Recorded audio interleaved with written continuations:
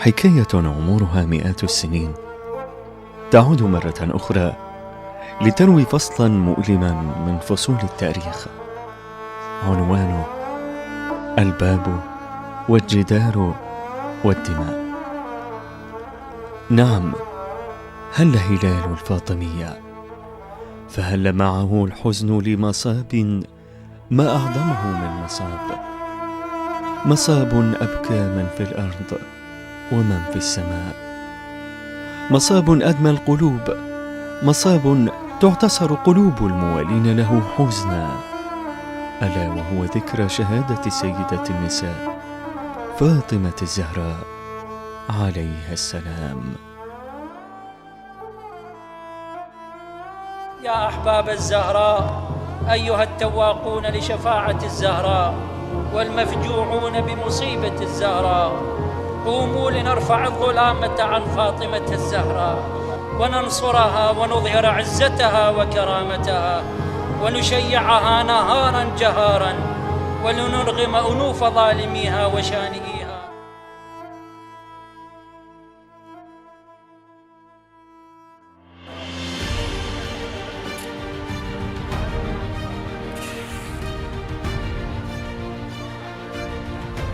من البصرة الفيحاء كان الانطلاق بكل إصرار وعزيمة وولاء إلى كربلاء، وكنت أتمنى أن نسير ببطء لأني لا أريد الوصول بأسرع وقت من أجل التعرف على أكبر عدد من الزائرين وأعرف ما يدور في خلاجاتهم لأدون كل مشاهدة وأستمتع لها في حائط حياتي.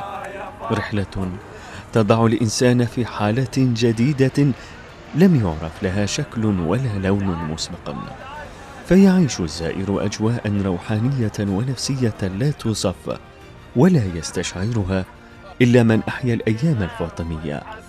فاطمة يا فاطمة، أخيرا هاي يا فاطمة يا فاطمة. فأنا أرى نفسي في قمة الاطمئنان والاستقرار والراحة النفسية والهدوء والهناء، فهناك انقطاع كامل عن الدنيا وعن روتين الحياة، فليس الثواب وحده دافعا فقط، إنما هناك انعكاسات على نفس الزائر، يجد الراحة ويعيش أجمل الأيام المطمئنة.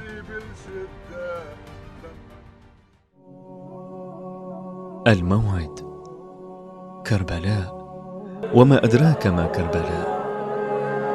سر عظيم من أسرار السماء تجلت اليوم بأبهى صورة في مصاب وتشييع أم أبيها وتعزية ولدها الحسين عليه السلام. تتجدد بيعة القلوب المؤمنة لسيدتها، ولسان حالهم ومقالهم يهتف بصوت واحد: لبيك يا زهرة.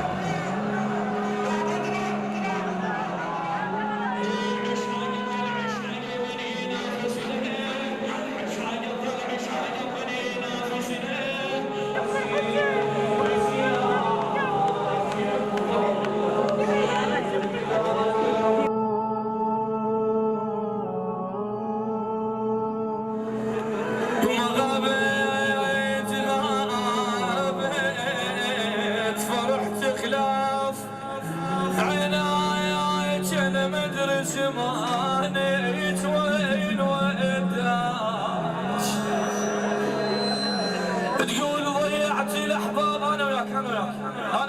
أنا وياك يا زينب.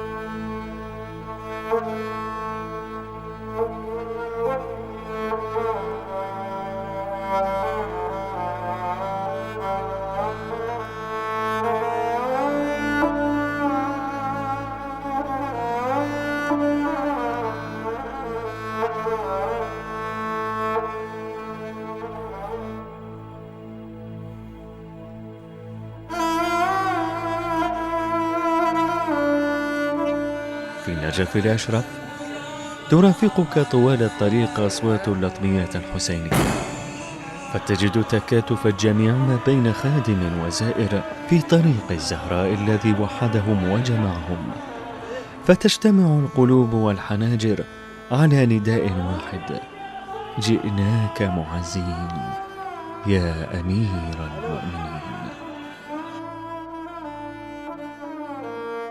هذه المواكب التي يبدأ بريقها وكأنها في الرياضيات عملية نسبة وتناسب، فمع انطلاق جموع الزائرين المتوجهين إلى مرقد الإمام علي عليه السلام ومواساته، تبدي مواكب خدمة في الانتشار على الطريق، تراصف بعضها بعضا استعدادا للقادمين.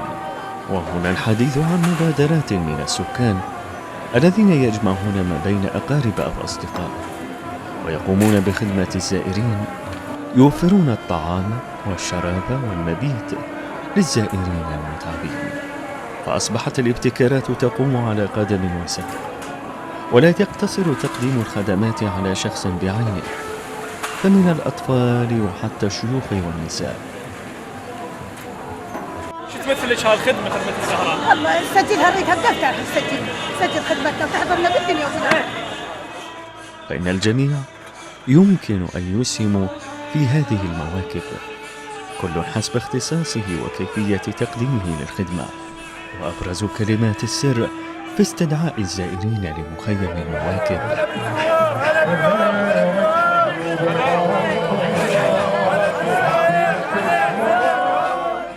لم تغفل هذه الزيارة عن أي وسيلة لمساعدة الناس وتقديم العون لهم بمختلف أشكاله. فعاليات شتى تشاهدها بهذه الذكرى، منها معارض للصور الفوتوغرافية تجسد تلك البطولات لشهداء الحشد الشعبي الغيار، الذين لولاهم لما أطل علينا ضياء السلام ولما جمعتنا خيمة الإيمان. إنهم فتية ارتقوا سلم العلياء وحلقوا في سماء المجد، ليبقوا وهجا لا يخبو ومصباحا لا ينطفئ. لكن اليوم تقي يقولون الشهيد حي، اليوم تقي تشوفه حاضر وياك بالموت. هو تقي روحه موجودة بيننا، متواجد بين كل اخوته واصدقائه. حي نورسه.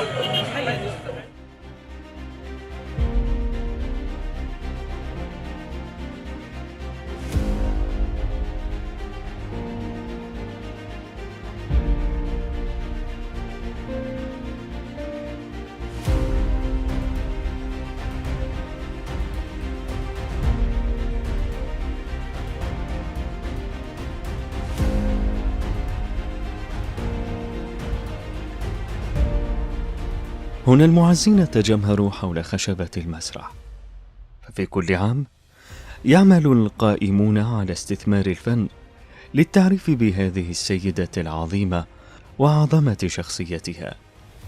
ينتقل بعدها الممثلون لنقل اللحظات الموجعة من حياة البضعة الزكية وما حل عليها من ظلم وعدوان على أيادي أعداء الدين والإنسانية والغاصبين لحقها عليه السلام.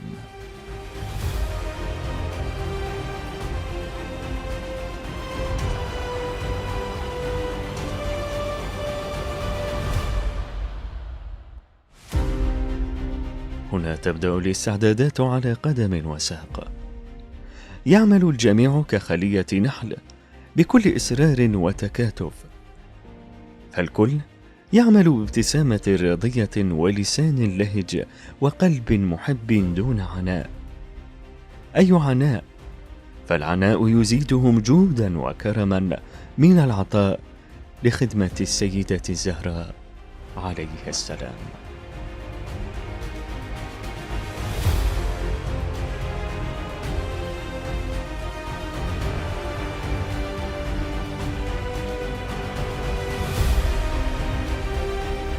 حل فجر الزهراء المونق، ولكنه يا الله إنه فجر دام وحزين، ولتغيب شمس الزهراء في حدقات محبيها ومشيعيها ولتسكن في محاجر الدموع.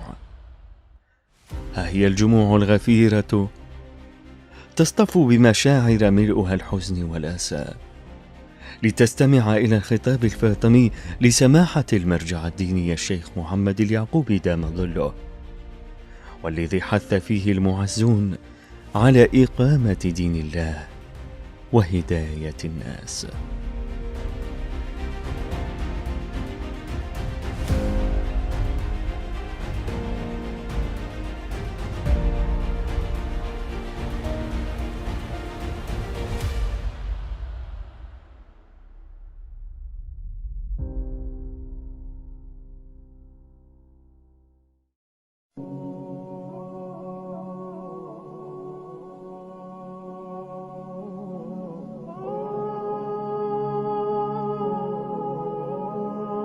بصدور لاطمة وعيون ذارفة للدموع، والقلوب تسبق الأقدام متجهة صوب سيد الأوصياء حاملة نعش الزهراء، والحناجر تهتف: عظم الله أجرك يا أمير المؤمنين. فاليوم يوم المصاب والعزاء والحزن والبكاء. اليوم تيتمت الحوراء، اليوم تيتمت الحوراء، اليوم تبكي الملائكة وتندب الزهراء، فالكل يبكي لبكائك يا أمير المؤمنين، والكل يبكي لبكاء زينب والحسن والحسين.